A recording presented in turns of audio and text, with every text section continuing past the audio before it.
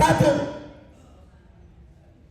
आज जङ्गी जनविद्रोह पछिको विराट अन्तर्क्रिया आयोजना गर्ने साथी देव थापाजीलाई धेरै धेरै धन्यवाद दिन चाहन्छु। र हाम्रा जङ्गीका अगुवाहरू जो अहिले अनसन बसेर आफ्नो एजेन्डा पुरा गर्नको लागि डाक्टर भुषालको महत्त्वपूर्ण भूमिका छ र उहाँले आज यहाँ केही कुरा राख्नु होला, देवजीले केही कुरा राख्नु होला र जगतजीले केही कुरा राख्नु होला। तर मैले किन पहिले बोल्दैछु भन्दाखेरि तपाईँलाई म आज केही महत्त्वपूर्ण घोषणाहरू गर्न चाहन्छु। जङ्गी विद्रोहपछि 23 गते जङ्गी जनविद्रोह सुरु भयो, 24 गते निष्कर्षमा पुग्यो। तर 22 गते मैले प्रान्त केलीगढीको जनता जाने चाहन्छन् कार्यक्रममा जङ्गी जनविद्रोहले दिन खोजेको सन्देश के हो भनेर मैले त्यसको सङ्केत गरिसकेको थिएँ। त्यही दिन बेलुका मैले भनेको थिएँ केपी शर्मा ओलीको नेतृत्वको सरकार ढल्छ भनेर मैले 22 गते भनेको थिएँ। 22 गते यहाँ धेरै अपाङ्गता भएका साथीहरू पनि हुनुहुन्छ। तपाईँहरू सबैलाई म आग्रह गर्न चाहन्छु, म तपाईँहरूको मागलाई सम्बोधन गर्न, तपाईँहरूको एजेन्डालाई सम्बोधन गर्न पनि चाहन्छु। तर म जङ्गी जनविद्रोहको कुरा गरिराखेको छु। नेपालमा पहिलोपटक जङ्गी जनविद्रोहको जसरी निष्कर्षमा पुगेर नागरिकको सरकार बन्यो, जनताको सरकार बन्यो, गैरदलीय सरकार बन्यो, सुशीला कार्की देशमा प्रधानमन्त्री बन्नुभयो र धेरैको आशा विश्वास र भरोसा थियो यो सरकारले भ्रष्टाचारलाई कारबाही गर्छ, यो सरकारले सुशासन दिन्छ, यो सरकारले जङ्गी जनविद्रोहलाई दबाउनेहरूलाई कडा से कडा कारबाही गर्छ भन्ने जनताको चाहना थियो। त्यतिखेर तर आज म भन्छु, म सञ्चारकर्मी हो, म यो देशको परिवर्तनलाई लडेको एउटा पुस्ता हो। मैले 46 सालको जनआन्दोलनदेखि अहिलेसम्म 3वटा क्रान्तिको नेतृत्व गरेको छु पत्रकारिताको माध्यमबाट। 46 सालमा 14 वर्षको उमेरमा म पत्रकारै थिएँ। म 7 दिन हिरासतमा बसेको थिएँ प्रजातन्त्रको लागि। 62-63 सालको जनआन्दोलनमा म 27 पटक गिरफ्तार भएँ र 35 दिन हिरासतमा बसेँ। के को लागि? लोकतन्त्रको लागि।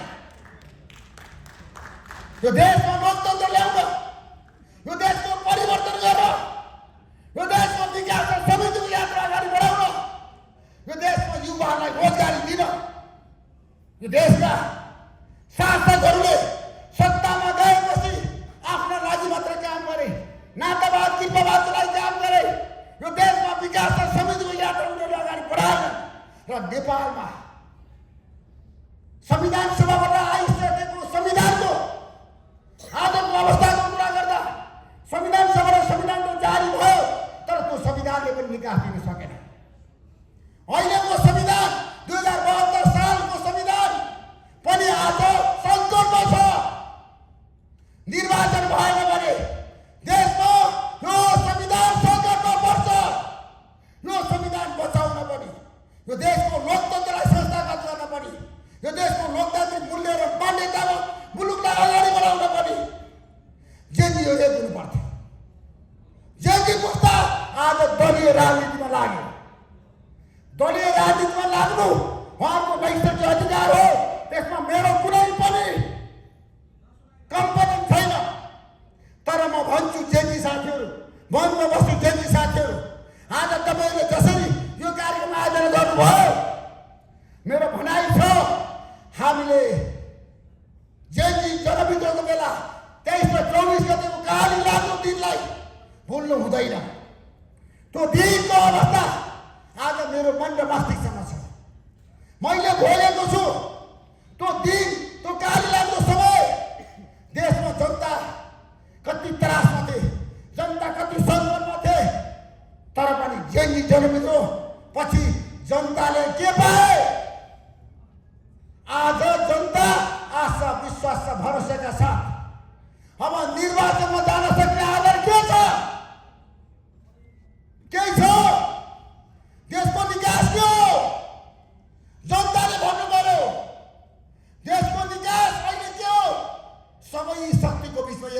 मेलमिलाप सहकार्य कुनै पनि शक्तिलाई निषेध गरेर कुनै पनि शक्तिलाई वाइरस गरेर अहिले यो देश अगाडि बढ्न सक्दैन।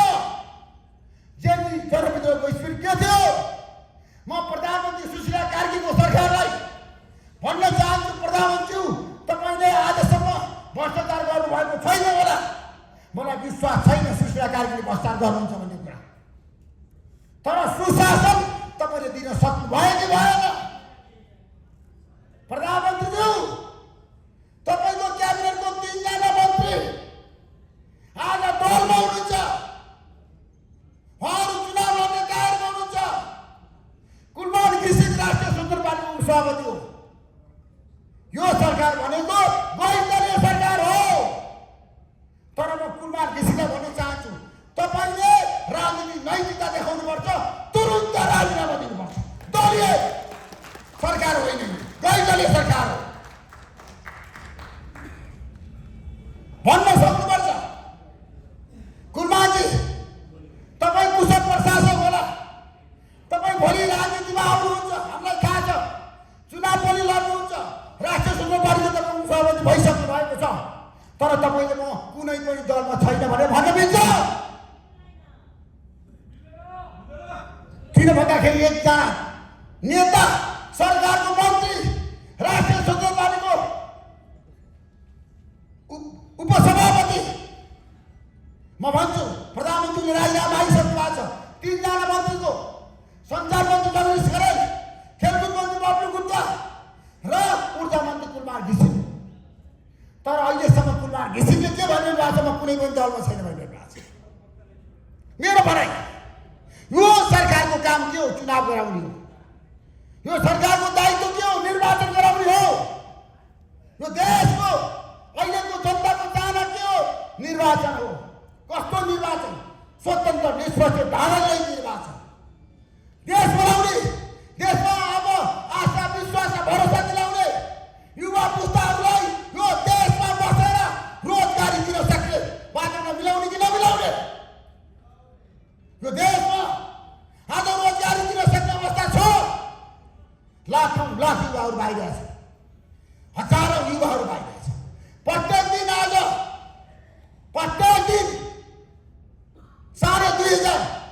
2,500 युवाहरू बाहिर गएका छन् देश छोडेर।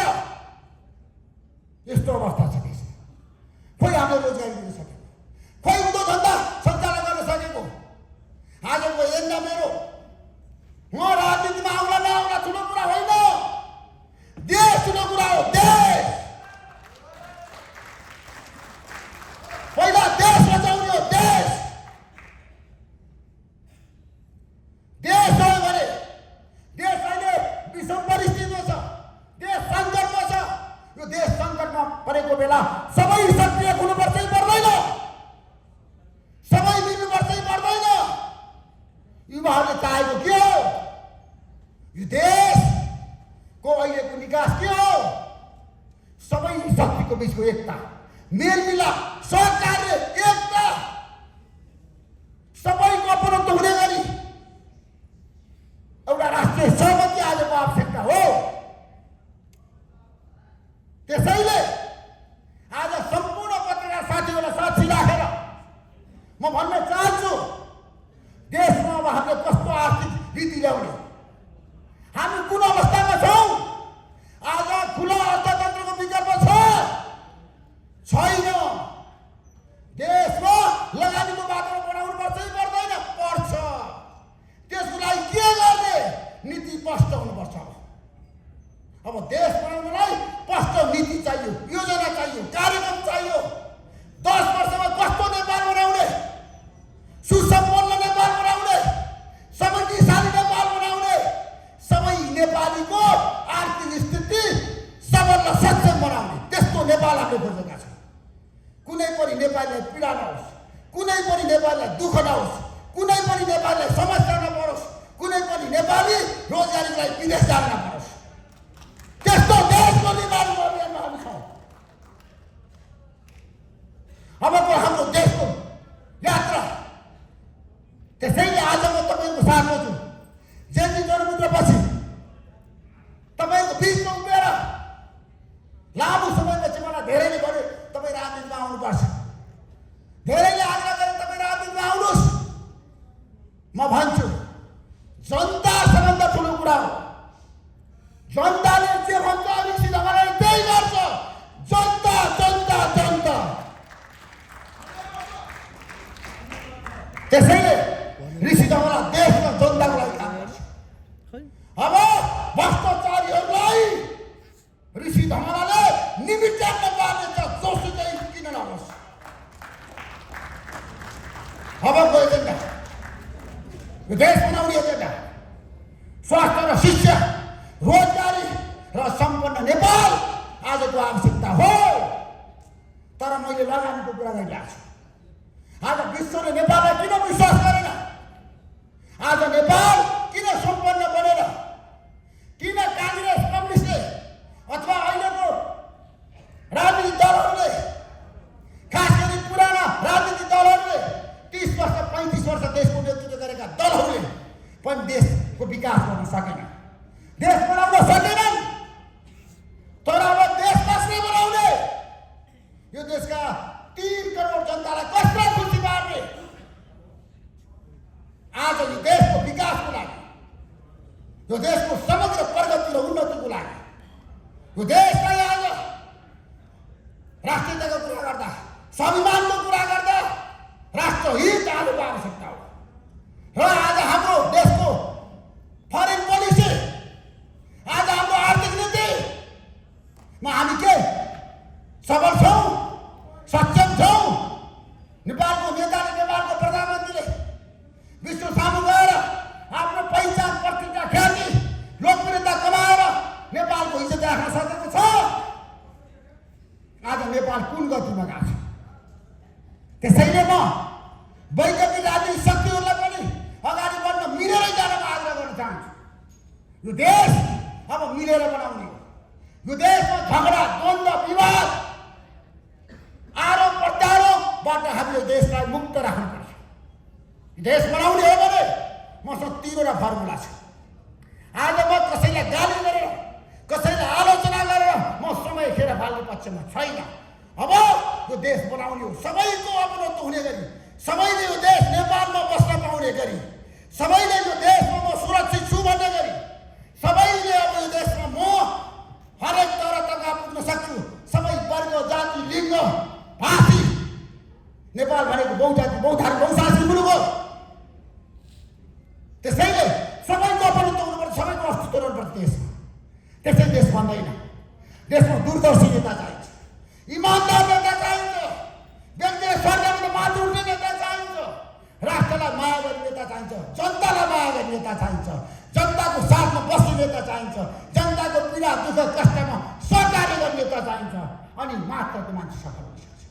नेता भनेको दूरदर्शी हुनुपर्छ, नेता भनेको इमान्दार हुनुपर्छ, नेता भनेको सबैलाई मिलाएर लान सक्ने चौडा छाती भएको हुनुपर्छ, फलाकिलो छाती भएको हुनुपर्छ, हृदय भएको हुनुपर्छ। त्यसै नेता बन्दैन। नेता बन्नलाई धेरै कुरा चाहिन्छ, धेरै गुण चाहिन्छ, धेरैसँग मिलेर काम गर्न सक्ने हुनुपर्छ, सबैलाई मिलाउन सक्ने क्षमता चाहिन्छ। ऋषि धमलाले आफ्नो 35 वर्षको पत्रकारिताको यात्रामा धेरै किसिमको सङ्घर्ष गरेको छ, धेरै शक्तिलाई मिलाएको छ, धेरै शक्तिसँग सहकार्य गरेको छ। सबैसँग मिलेर काम गर्ने क्षमता ऋषि धमलासँग छ। ऋषि धमला आज देशका जनतामा 24 घण्टा चासो, जिज्ञासा, जनताको बारेमा सरकार राख्ने, जनताको बारेमा मात्र सोच्ने र यो देश बनाउने एउटा कल्पना, मार्गचित्र, योजना, मास्टर प्लान 10 वर्षमा नेपाललाई कस्तो बनाउने। म आज तपाईँहरू सामु म कुनै पनि पार्टीमा आबद्ध छैन, म राजनीतिमा आइसकेको छैन। आजको जेपीको जनमित्रपछिको अन्तर्क्रिया पनि साथीहरूले बोलाउनु म आएँ। म राजनीति गर्न अथवा पार्टी खोल्न अथवा राजनीति गरेर मन्त्री प्रधानमन्त्री बन्ने मेरो चाहना छैन। म जनताको नोकर हुँ, जनतालाई 24 घण्टा काम गर्छु। म जनताको नोकर बन्न चाहन्छु। मलाई जनताको नोकर बन्न मजा आउँछ। जनतासँग बसेर खाना मजा आउँछ। म जनताको सेवा गर्छु, जनताको सेवा गर्छु म जनता। त्यसैले आज जनविद्रोहपछि देशमा आशा, विश्वास र भरोसा जगाउनै पर्छ। यो आन्दोलन क्रान्तिलाई संस्थागत गर्नै पर्छ। त्यसको लागि अबको निर्वाचन, अबको हाम्रो देशको मार्गचित्र के हो आज म घोषणा गर्न चाहन्छु। यहाँ दर्शकहरू हुनुहुन्छ, यहाँ सबै क्षेत्रका व्यक्तिहरू हुनुहुन्छ, यहाँ यो मञ्चमा हरेक वर्गका मान्छेहरू हुनुहुन्छ, महिला विभिन्न क्षेत्रका तर तबकाका व्यक्ति त्यहाँ हुनुहुन्छ। म भन्न चाहन्छु सबैलाई साक्षी राखेर यो देश बनाउनु तिनवटा मात्र कुरा गर्नुपर्छ। एउटा कुरा स्वास्थ्य र शिक्षामा निःशुल्क। अब कुनै पनि नेपालीले उपचार गर्दाखेरि पैसा तिर्नु नपर्छ। कुनै पनि नेपालीको छोराछोरीले पढ्दाखेरि 1 रुपियाँ पनि फी तिर्नु नपर्छ। त्यस्तो किसिमको नीति ल्याउनुपर्छ, त्यस्तो किसिमको पोलिसी ल्याउनुपर्छ। अनि मात्र देश बन्छ, देशमा भ्रष्टाचार हुँदैन। आज देशमा किन भ्रष्टाचार भयो त मलाई थाहा छ। स्वास्थ्य र शिक्षामा निःशुल्क गर्नुहोस् त। कुनै पनि नेपालीको छोराछोरीले पढ्दाखेरि पैसा तिर्नु नपरोस्, उसले निःशुल्क पढ्न पाओस्। आफूले रोजेको चाहेको स्कुलमा, कलेजमा, विश्वविद्यालयमा। अनि त्यसमा भ्रष्टाचार हुन्छ हुन्छ किन भन्दाखेरि मान्छेले किन भ्रष्टाचार गर्छ भने छोराछोरीलाई पढाउनको लागि, किन राम्रो स्कुलमा पढाउन चाहन्छ, छोराछोरीलाई सम्पन्न बनाउन चाहन्छ। एउटा खर्दा, एउटा अधिकृत अथवा सहसचिवको सचिव उनीहरूले किन भ्रष्टाचार गर्छन् भन्दाखेरि छोराछोरीलाई पढाउनु छ, छोराछोरीलाई उपचार गराउनु छ, आफूलाई उपचार गराउनु छ। ल स्वास्थ्यमा हामीले निःशुल्कता लिएर आउँ त, माफ गर्न पढाउँ त। यी सम्पूर्ण दाजुभाइ दिदीबहिनीले निःशुल्क उपचार गर्न पायो भने के देशमा भ्रष्टाचार हुन्छ? त्यसैले अब एउटा अभियान हो ऋषि रमणाको। 3 करोड नेपाली जनताका छोराछोरीलाई निःशुल्क पढाउने, 1 रुपियाँ पनि पैसा तिर्नु नपर्ने गरी स्कुल कलेजमा पढाउने गरी मार्गचित्र ल्याउने योजना ल्याउने कार्यक्रम ल्याउने त्यो योजना हो। सबैलाई खुसी राख्ने, स्वास्थ्य र शिक्षामा आमूल परिवर्तन गर्ने देश बनाउनको लागि। आज हाम्रो देशमा किन भ्रष्टाचार भइरहेछ, किन कुशासन छ, किन विदेशमा गए युवा युवतीहरू भन्दाखेरि देशमा सम्भावना छैन भनिन्छ। छ, यो देश बन्छ, यो देश बनाउन सकिन्छ।